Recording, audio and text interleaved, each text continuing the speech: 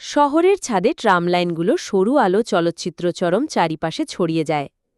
নিচে মদিনায়ের গলিতে মানুষের কোলাহল, কিন্তু ওদের ঘরটি যেন আলাদা এক অন্ধকারে জ্বলছে, যেখানে আলো কাঁপে না, কারণ ওখানে আলো বলতে ওদের গল্প।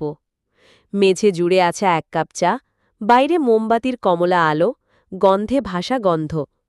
দূরে দেওয়ালের ভাঁজে একটি ছোট ছবি, নীলামণির বাবা জলে ভেজা সাদা নৌকার পাশে দাঁড়িয়ে হাসছেন।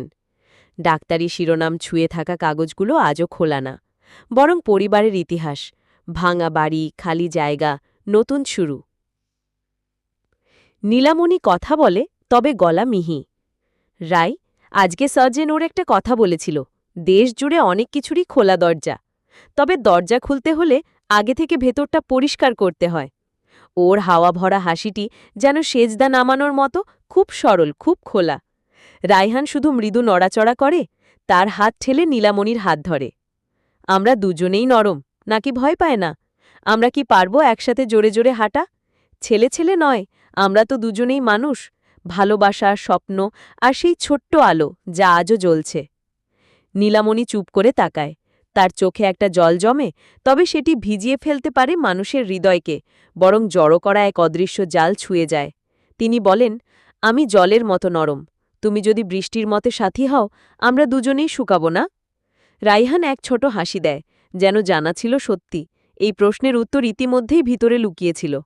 সে বলে, আমরা শুধু এই ঘরের আলো নয়, আমাদের ভিতরটাও জ্বলতে পারে যদি আমরা একসাথে সামনের দিকে এগোই।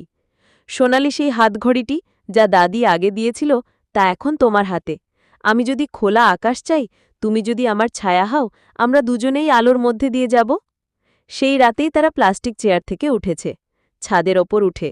শহরের আলো ছুঁয়ে যায় দুজনকে, আর দূরে ট্রামগুলোর সিগন্যাল লাল, সবুজ, হলুদ একই সাথে জ্বলে, একসাথে নড়ে। নীলামণি রাইহানের কাঁধে মাথা দিতেই ট্রিগার আধারের মতো তাদের কথা শুরু হয়। রাই, আমাদের গল্পটা কি ঠিক আছে?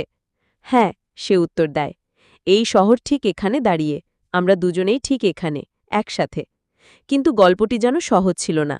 মাও চিকিৎসা, পড়াশোনো, পরিবারের ভাঙা জায়গা, সবকিছুই তাদের সামনে একটা বড় দেওয়াল তুলেছে। তবে তারা জানে, আলো খাবারের মতো নয়, একে খুঁজে নিতে হবে।